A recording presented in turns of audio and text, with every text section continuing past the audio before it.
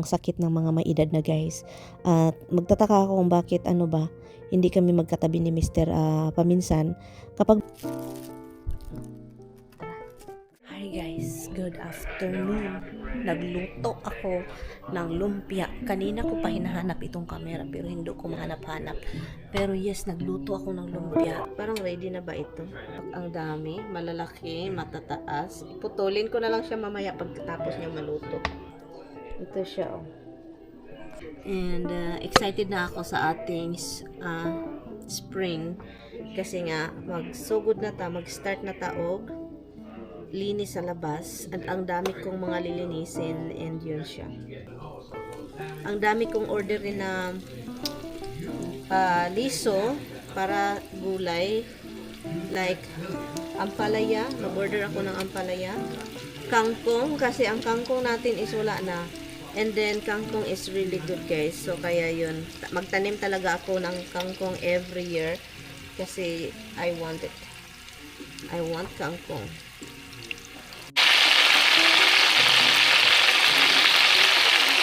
Nakaluto na tayo ng konti at ito yun siya. Kinakat ko lang siya guys para alam niyo na diretso na siya. So yun siya. Hindi namin yan makain lahat. So ang gagawin is lagay sa freezer. Makain tayo ng aso version.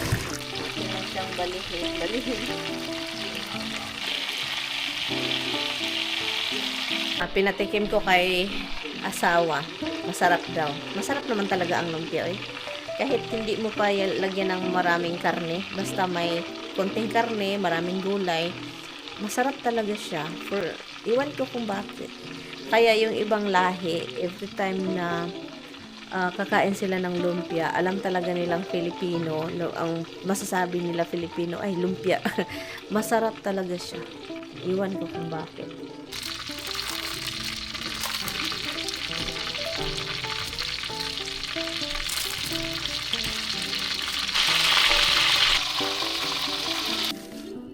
Salad tayo kasi namiss ko itong salad. Itong asawa ko loko-loko. So punta tayo sa labas. Gustong magpakain ng hayop at tara. Pakain daw tayo ng hayop doon. Kiguha mo na itong asawa ko. Ito na guys.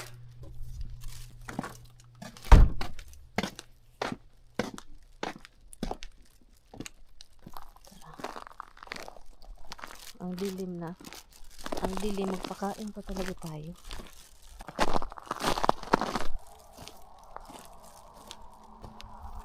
Yung kapitbahay, nakatingin din. Tingin din siya ba? Nakatingin yung kapitbahay sa atin. Anong ginagawa niyo dito? Ano to? Wala, grabe ayos, uy. Ay, pakain ng hayop. Ganahan man ang ganahan ang ano dito. Tawag na.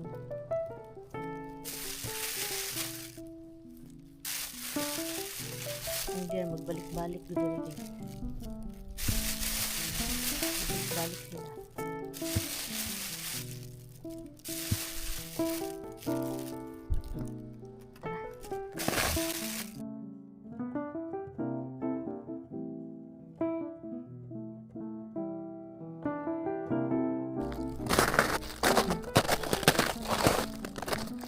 Ice dito dahil sa ginaw, kahit nag-melt siya dahil paminsan mag-ano siya ba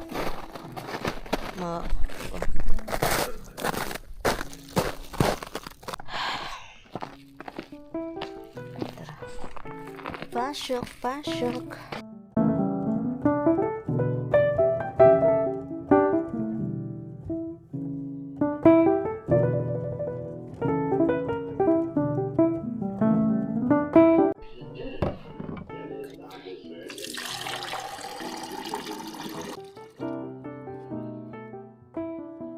Hindi kami magkatabi guys, ganito po yung peg namin kapag magtrabaho si Mr. Ayaw niyang tumabi sa akin. Paminsan magtataka ako bakit kaya ganito yun siya, no? At mahilig talaga siyang humiwalay sa akin kapag magtrabaho. Ang rason niya is ayaw daw niya ako madisturbo. So kaya pinabayaan ko na lang siya kasi yun yung gusto niya guys. Iwan ko na sa Batman. May mga nagtatanong pala kung asan daw si Misty. Hindi daw masyadong nakikita yung mga hayop, yung mga alaga ko. Andito lang naman sila. Hindi ko naman sila inalis sa bahay. Si Misty andito guys. You know, lately she is ano lang si Misty lately, very want attention. I think hindi attention, gusto niya palaging pagkain. So mga ilang buwan na ganito na siya. Usually andun yan siya mag-iisa, ganyan yan siya mag-isa, nandun sa bedroom or sa dining area, andyan siya. And pero ngayon hindi na siya ganyan guys, andito na siya, naka-join sa amin, naghihintay na siya palagi ng pagkain, ganyan po. So kaya yun, dito po nga siya, naghihintay yan siya ng pagkain. March na guys, pero ganito yung ano, hindi ko magets. Isno ng isno pa rin. Ilagay ko to sa taas para hindi na dito magkatag sa aming dining. Nagkatag this dining guys. Nako talaga dudong tami. Ito, kargahin natin dito sa taas. Ay.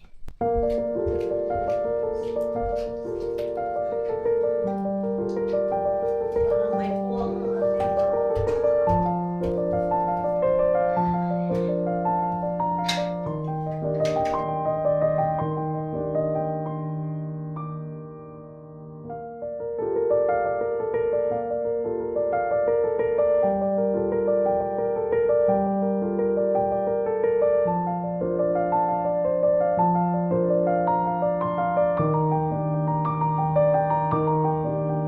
Paminsan maisip ko, ganito na talaga ang sakit ng mga may edad na guys. At magtataka ako kung bakit hindi kami magkatabi ni Mr. Paminsan, kapag meron siyang trabaho, ayaw talaga niyang tumabi. At alam niyo naman, may edad na siya. At ako din guys, hindi na bata. At nagits naman ninyo na may edad na rin ako. At prepare ko din usahay paminsan na hindi kami magkatabi. Kasi ay makapagod guys. Gustong gusto ko yung matulog na lang ako, ganon. Hahay, mga sakit ng may edad na guys. Magkatabi lang kami kapag charot na alam na this.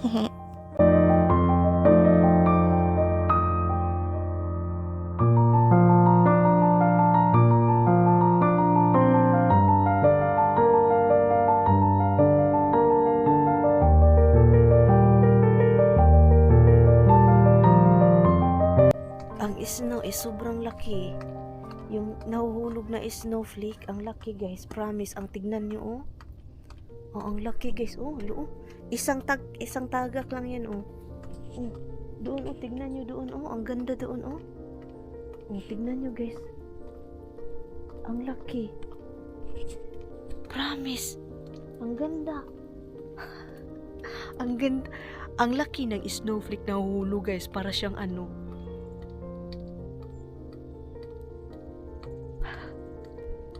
ang saya-saya.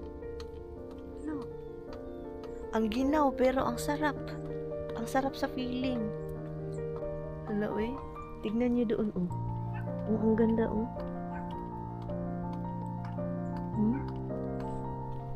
Kung tignan niyo yung langit Hello ang ganda guys, promise. Tara, pasok tayo kasi basa na ako. Nabasa na ako. Ang lalaki ng snowflake.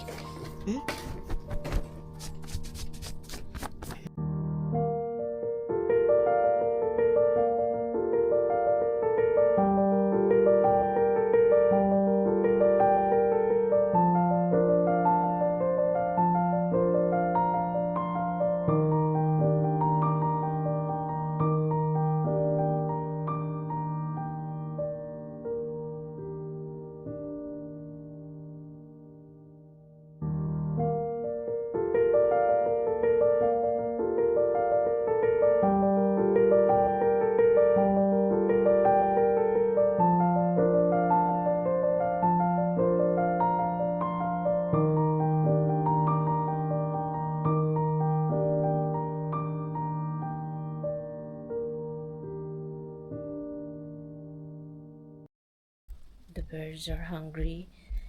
And pakainin ko lang sila. Tara. It's empty. Empty.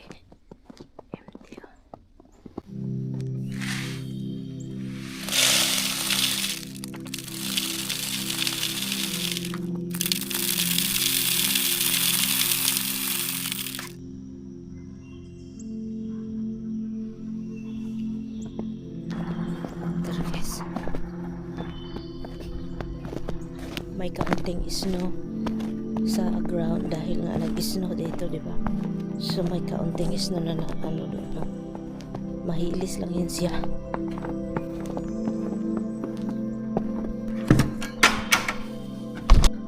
Dinagdagan ko yung pagkain ng ibon kasi ang dami nila guys. As in ang daming cardinal, grabe.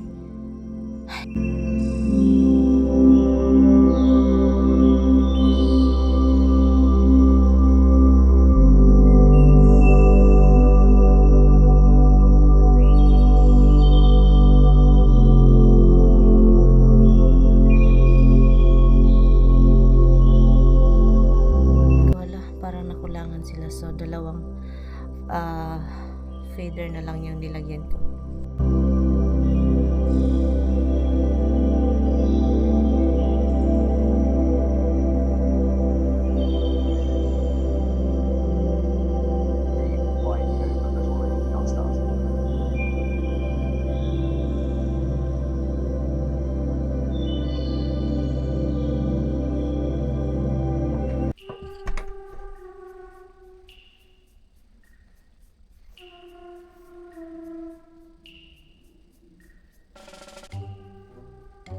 Over there, oh, kita niyo? Parang dito ang dilim-dilim, di ba? Kita niyo yung langit doon? Very ano siya guys, very light. Kita niyo yung langit? Sobrang bright. Something. Dito ang dilim, oh. Kasi madilim na. It's 8 o'clock na ng gabi. Pero doon, promise. In real life also. So, nagtataka ako dun guys kung bakit, but God only knows kung anong nangyari doon. So, kain lang ako guys kasi nagutom si Inday Maria na. 8 o'clock na. Yep. 8:10. And chicken picada. Nag-sweater ako kasi, nag-coat ako kasi galing ako sa labas, no? Nagpa-ano ng aso. And hubarin ko to after kasi maginaw pa. Anyway, ganito po yung ako lang mag-isa.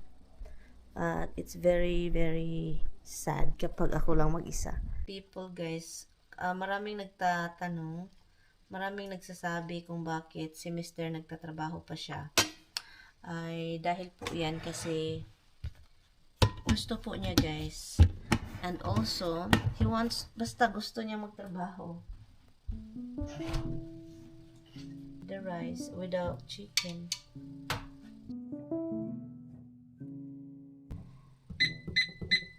Thank you guys so much for watching. I-end ko na itong vlog kasi kakain lang ako at din pahinga and mamaya-maya matulog na rin tayo.